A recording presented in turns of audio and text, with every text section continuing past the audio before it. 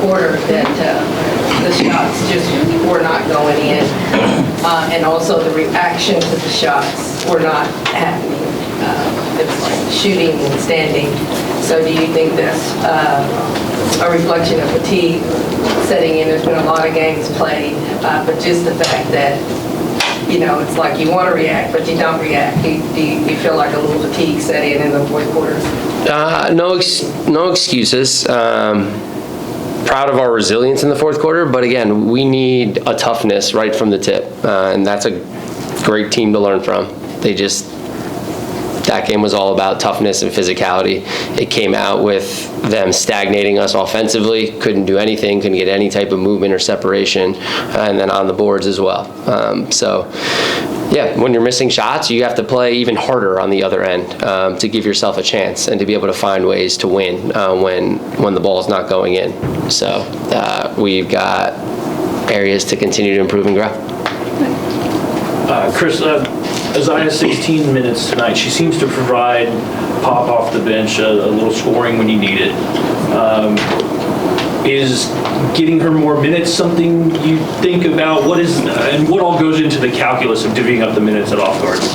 Yeah, a lot. So, you know, what do we have tonight? 10 available. We'll have 11 when Maddie comes back. So if you divide 200 by 11, no one's going to be happy.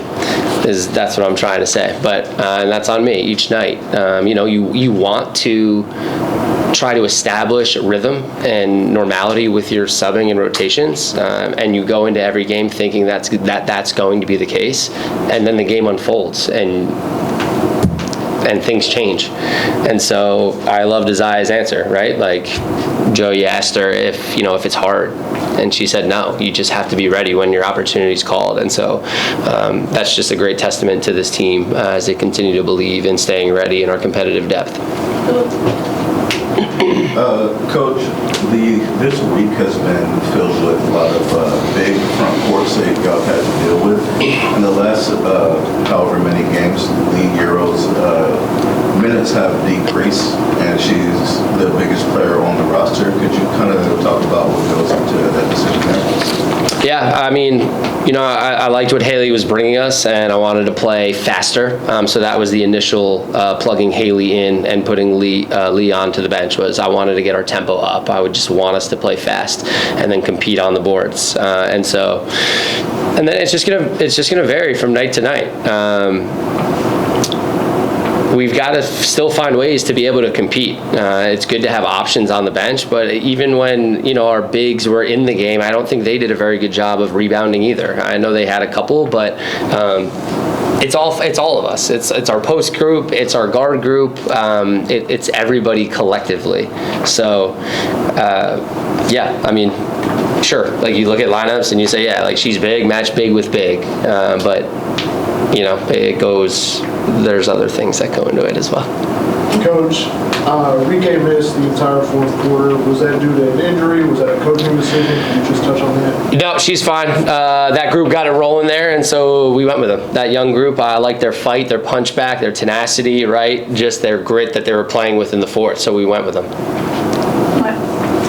When you have tough losses like this, how do you just help players manage some of that frustration, disappointment? Yeah, you want them to feel it. You want them to sit in it. Like, we shouldn't be happy after losing games, and you want to take the learning from every game. That's a fantastic team that's extremely physical defensively, and they dictate a lot, and that's where our biggest growth opportunities are, so we'll take all the learning from them. Okay. You mentioned it was a physical game. Felt like players were pretty frustrated with officiating, like the third quarter specifically. Just how do you manage those stretches when it seems like that frustration is going to get in there? Yeah, it's, you know, I try as much as we can to not allow the officiating to dictate how we're playing from possession to possession and not allow it distracts you. Now your attention is on the officiating and you're not giving full attention to the next possession what it deserves. So we've got to be better. I've got to demand it of them. And this league is physical. This league is tough. And so we've got to be able to play through it. Maisha Allen went down pretty hard. Looked like she was holding her lower leg. She's had some injury issues. Can you give us an update on her? I don't have one at this time. Sorry. Kelsey Mitchell had a big game, I think, in each of the 3 games that you played the Fever.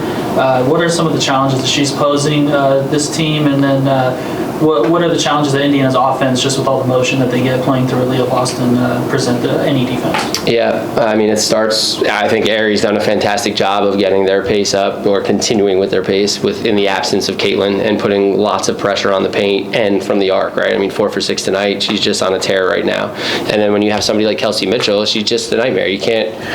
We were never in a play with her.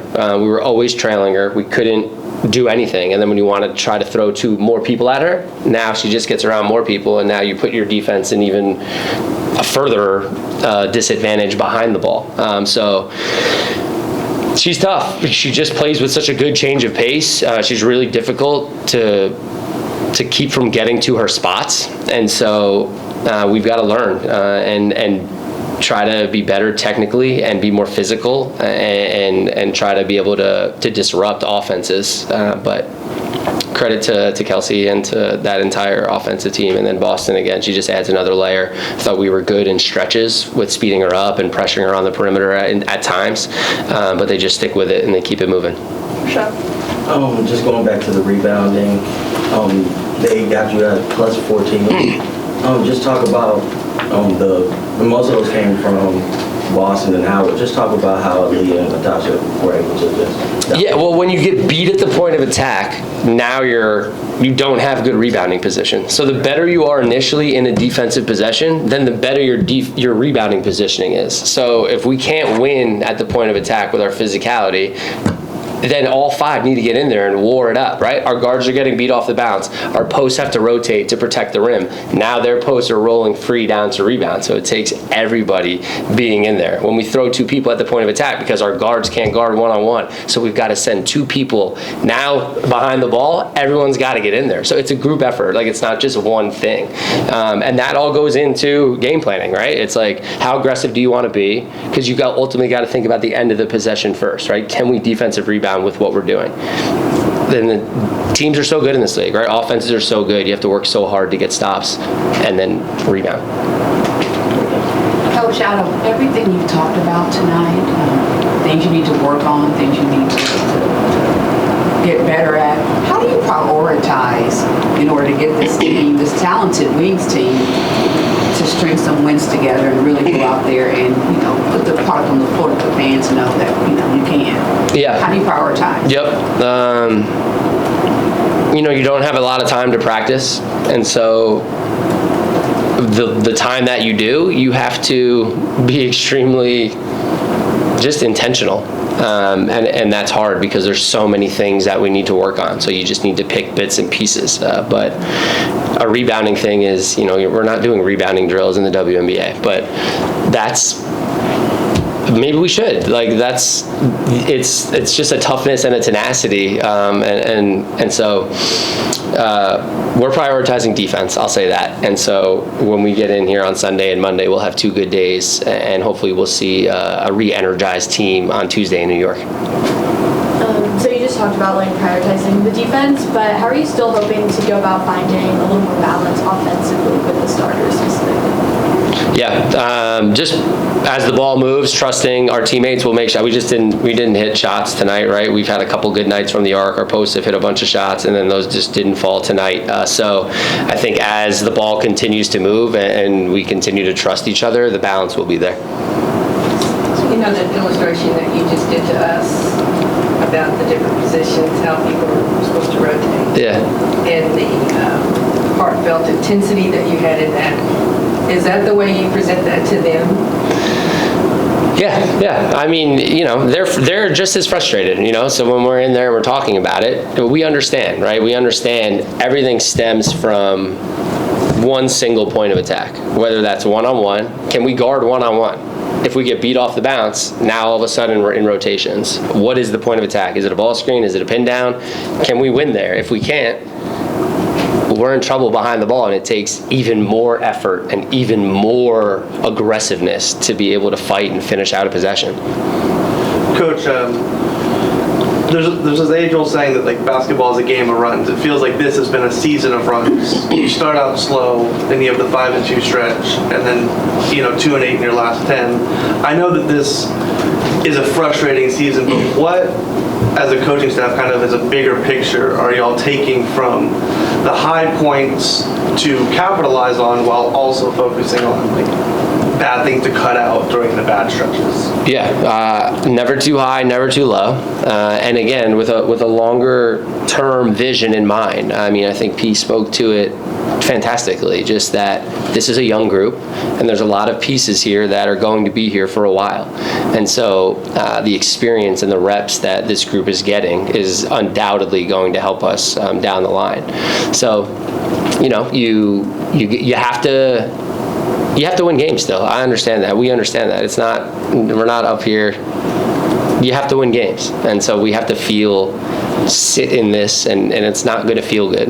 But you learn, and you have a positive mindset, and you don't let one game try to affect the next. And you come into work, and you focus on the next moment, and you keep moving forward.